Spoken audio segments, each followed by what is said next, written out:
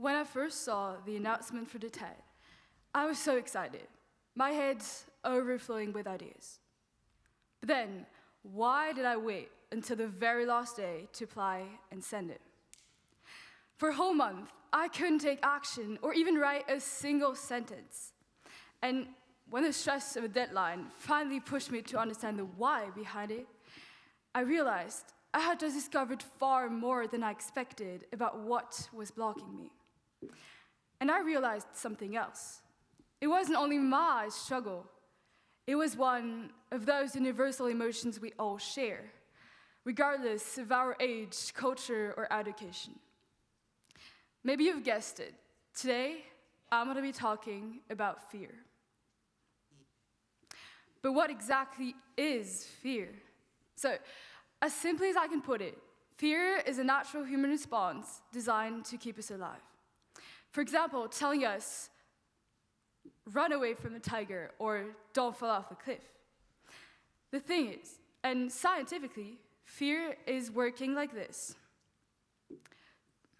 So the amygdala, a small almond-shaped structure deep in the brain, is the danger detector. It constantly scans everything you see, feel, or hear. And if it senses a threat, it reacts before you're even fully conscious of it.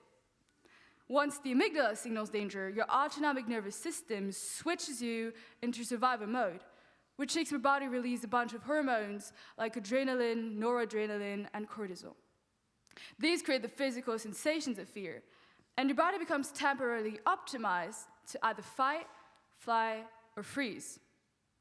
Now, another part of your brain, the prefrontal cortex, which is the rational and thinking part, receives the danger signal a few moments later. Its job is to evaluate whether the danger is real or not. And if the rational part decides there's no real danger, it sends inhibitory signals to calm the amygdala. So the thing is, fear was meant to be instinctive and natural. It's not our enemy, it's just information meant to protect you. But today, our fears as privileged people of the society are no longer about life or death. They're coming not from tigers, but from crowds.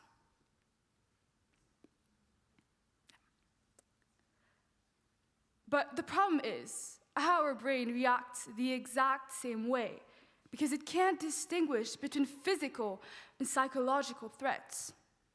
As if speaking in public were the same as standing in front of a crowd of tigers. But now, you may ask yourself, why should I do something that scares me if I feel fine and that nothing bad happens if I stay the same? Well, let me give you 3 reasons. So, the first one is that you built real confidence. You proved to yourself, just by doing it, that you're capable. Like before today, I had never spoken in front of so many people, and I never thought I'd be able to, but still, here I am. Second reason is that you create impact. It's not only about you doing it, your actions can inspire others. Like, even if only one person here remembers half of what I've said, I'll be so happy, but your impact could go way beyond this. And finally, and most importantly for me, is that you avoid regrets. Because as Billy Joe Armstrong said, it's better to regret something you have done than to regret something you haven't done. And that's totally true, maybe not now, but in a month or 10 years, you might ask yourself, what if I tried to do this?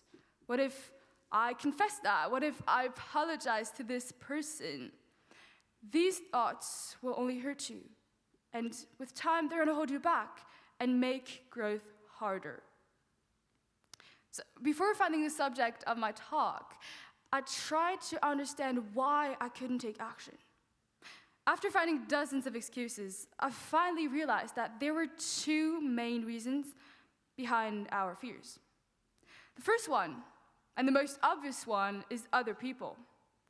The fact that there are 8 billion humans on Earth, and that some of them might see you, laugh at you, or judge you. And in the world we live in today, where everything can be filmed, posted, shared, archived, and stay online forever, it's even worse. It can make mistakes feel scarier, as if they would never truly disappear. I was terrified of that. Just the thought of a group of unknown people watching me speak here in real life, but also behind their screens, stressed me out. But here's also the paradox.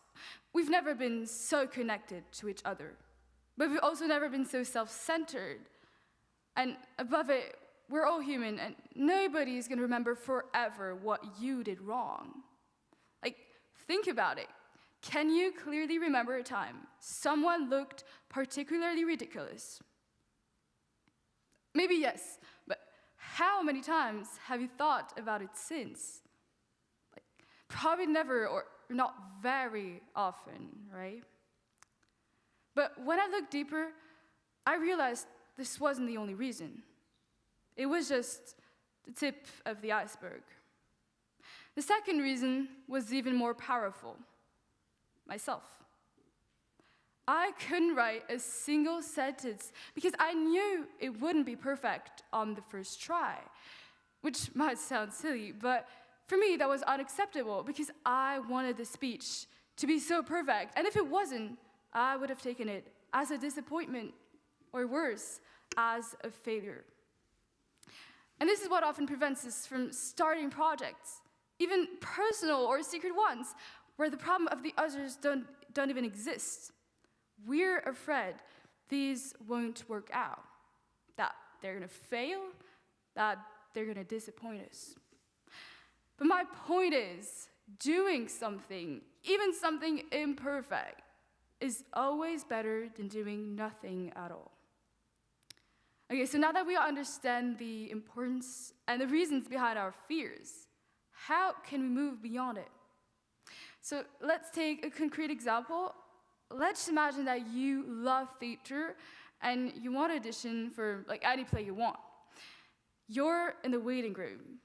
Your hands are shaking, your breath is short, and you just feel paralyzed by fear. What can you do? So first thing, and nobody really think about it, is to name it. Just say your fear out loud, or in your head if you can. Are you afraid of what? The jury members, the people attending the audition, or forgetting your lines? Just naming the fear makes it smaller and less dramatic. And sometimes it can even help you understand the roots of your fears. It could come from your past, like a bad experience, or an embarrassing moment, or simply not enough practice.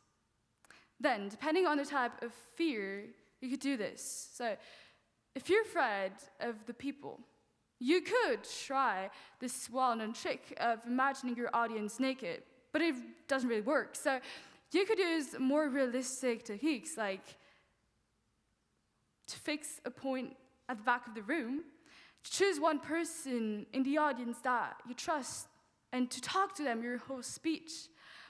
Or to use one of my personal favorites, which is to fix the people's foreheads, or the top of their heads instead of their eyes. The point of all these tricks is just to calm your brain, to make the audience less intimidating, and to remind yourself that these are just humans and not tigers. And if your fear comes from within, if you don't care about the others, that you're just afraid to fail or just to disappoint yourself, don't imagine the worst case scenario. It never works, but instead, look at the other side. What if you don't do it? What if you don't audition? What would the consequences be? And how much could you regret it later? Because beyond the personal level, fear can influence entire groups, even societies. Sometimes fear pushes people or even states to move backward instead of forward. The fear of change, the fear of the unknown, the fear of the other. Fear can freeze progress or even reverse it. And it shows how powerful this emotion is when we let it take control. So the answer is here. Instead of treating fear as something to avoid, why not take it as a compass, guiding you and showing you where you can grow? Because the truth is, fear is often a signal showing us where we're not completely free yet, and beyond it lies growth. That's why fear can be a good sign, because it tells you exactly where your comfort zone is and where your horizon can expand. So, next time you're gonna feel fear, are you gonna forget everything and run? Or are you gonna face everything and rise? Because going beyond fear isn't about being fearless. It's about acting despite fear, because what's on the other side matters more. Thank you.